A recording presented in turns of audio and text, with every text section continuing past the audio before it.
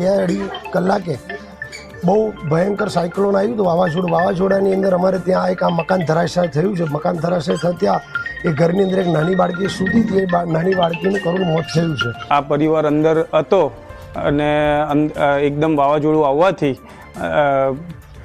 રાતે એમને અંદર ઉપરની એ ધરાશાયી થઈ ગઈ ને અંદર એક રિંકુ નામની છોકરી અંદર એ થઈ ગઈ છે.